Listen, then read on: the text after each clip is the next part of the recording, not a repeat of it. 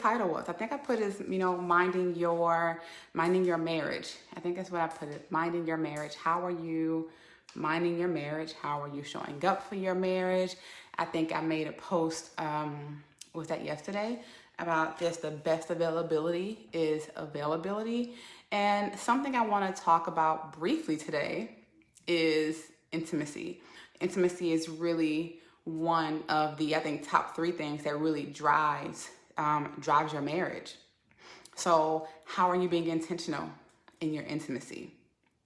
Because with my clients, they're business owners, they're entrepreneurs.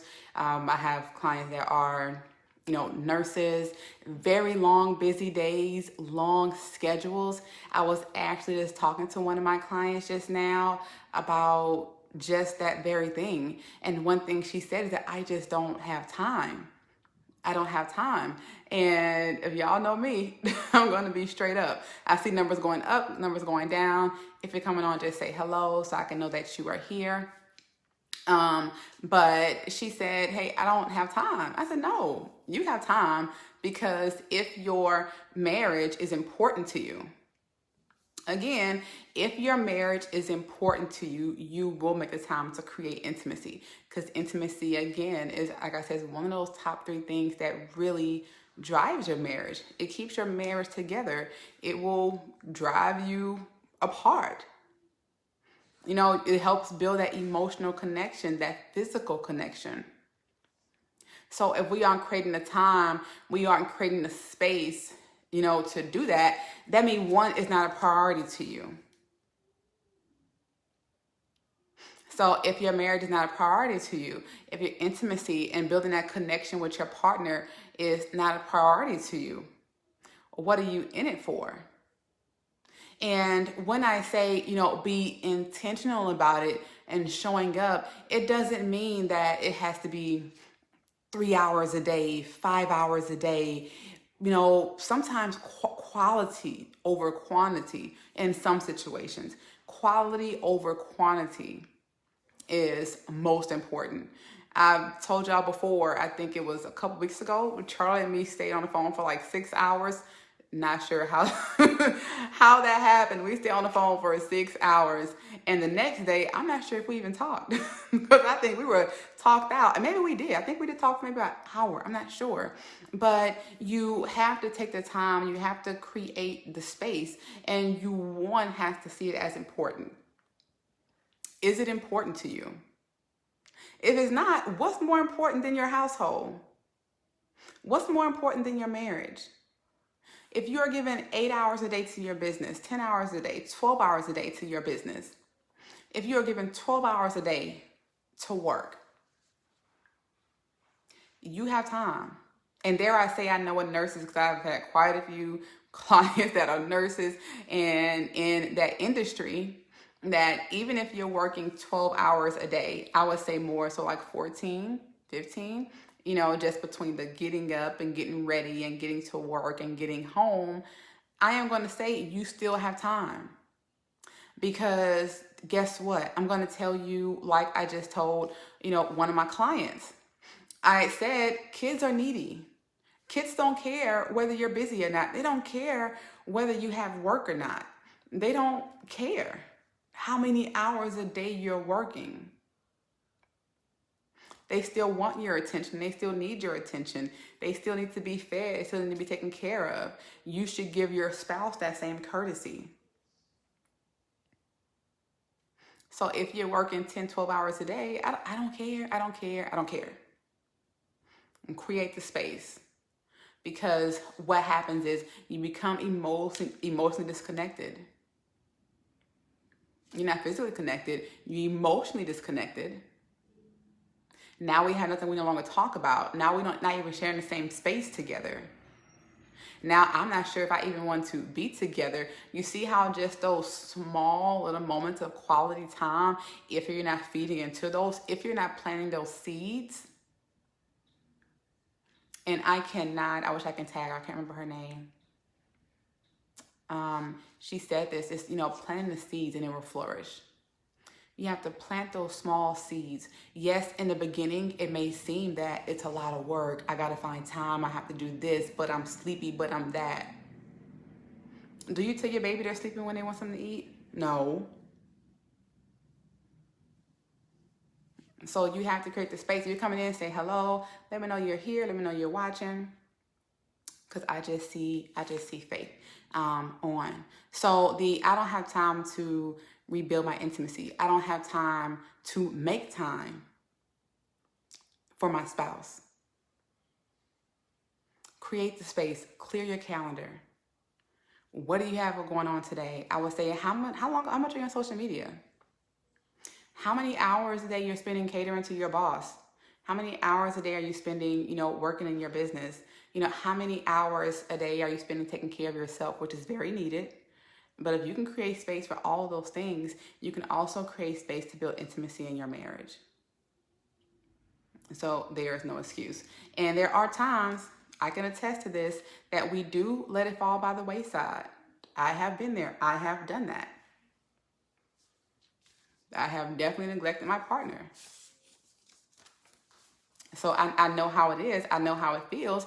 And it's just like anything. You have to be intentional. You have to be consistent. And it has to be, I say intentional, but I also say it doesn't have to be so forced to where it's not comfortable for you. Because at that point, you're just trying anything to make something work. No, if you're doing that, you're not even paying attention to what your spouse desires. You're not paying attention to what your spouse needs or how they need to be loved. Because if you know how they need to be loved, then you will know how to show up for them. That's a whole other conversation. But just wanted to just hop on and say, how are you showing up? How are you making yourself available? How are you being intentional with your intimacy? How are you doing that? Are y'all here? Let me know that you're here. Can I get a like, a love, or hey, something? Let me know that you are here and that you are watching. Had to back up a little bit today. Usually I have the phone in my hand, but I had to back up a little bit because my hair is a little dirty. I don't want you to see my dirty hair. But I want to show you something. And Faith, you're in my group. I'm not sure who's watching. I showed this to my group last week. I showed them the breakdown of the times that Charlie and me have been separated. I have not updated it since. I have not updated it in the past couple of months. So I'm going to show it to you just briefly. And it might be a little backwards. I don't know if you can see it right. But here you can see just where we got married in 2008. Everything down here are just the numbers. Number of times we were separated from each other. 270, 90, 310, 245. And so about our first 4 years of marriage, we were separated for almost 3 years. And that's just the first 4 years of our marriage. Oh, it's reversed? Okay. So let me do this. Just don't stare at my hair, y'all, because it's dirty. So I'm going to turn it around and just show this to you briefly. So right here, and a lot of you who've been in the situation that I've been in this lifestyle that I've been in, then you completely get this.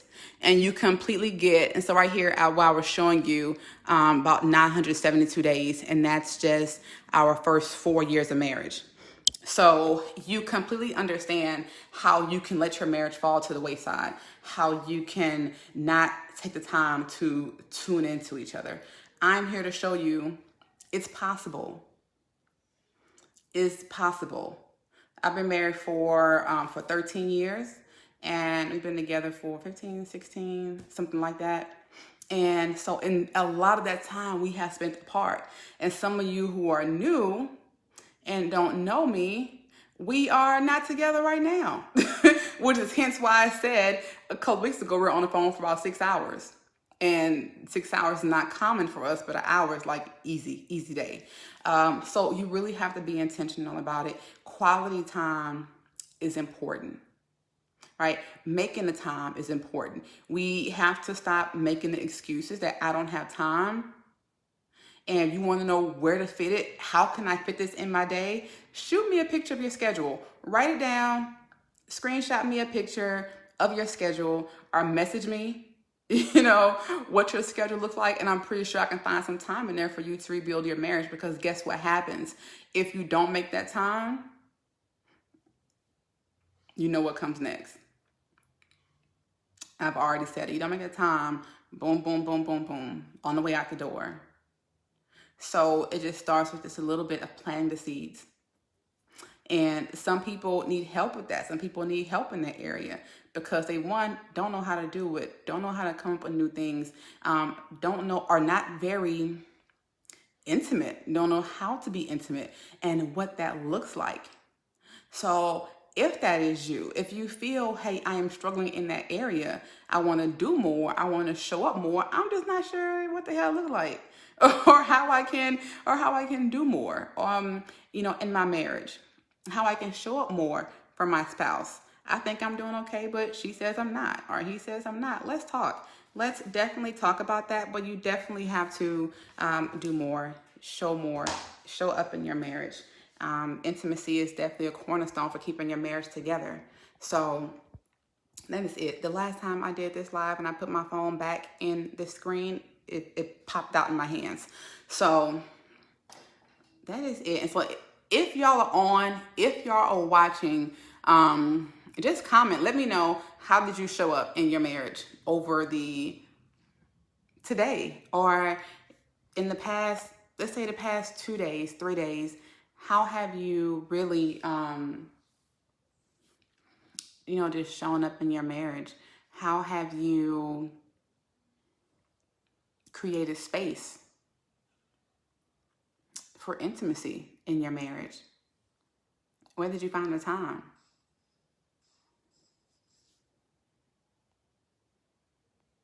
Let me know, because I know everyone's circumstances is not as unique, as mine. So I have to do things a little differently because we are not, we're not in the same space, right now. So for those of you that are in the same space, who are in the normal, they would consider normal and traditional life, how are you making time to really be intimate in your marriage?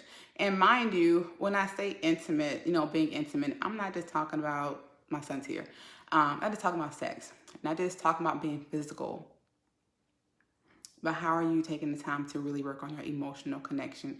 Because I tell you, when you become disconnected, it really takes a lot to get back. It takes a lot to really build that back up, because when you become emotionally disconnected, you're doing things on your own. You're doing things on your own. And as we are growing daily, we're rediscovering things about ourselves daily, maybe finding more interest about ourselves daily. And so we end up growing apart and not sharing those experiences and not sharing our new selves with our partner. So as we are, doing that separately, that's why it takes time. And it's even harder to plant that seed all over again, because you have to learn your partner all over again. And it's happening. Ebony, you're watching, so I know you've been through that. You really had to take the time and really, build that intimacy, all over again after, definitely growing apart. Because now I have to introduce you to the new me. So if we don't take those times daily to, plant those seeds, your flower gonna be dead, boo. Let me see. You go for walks in the morning with the baby, and he comes home from work a little early some days. I love it. I love it. And see, with oh, hey, Shakendra. And so, with that, Brittany, And I like how you said it's going, you're taking the walks in the morning, you have the baby there, but we are taking that time together before we get the other kids ready, before we go off to work, before we go off to you doing your blog. I'm going to call you out in front of everybody. I hope you had it done this week. Before we go do all those other things, we're going to take time to build that connection with each other.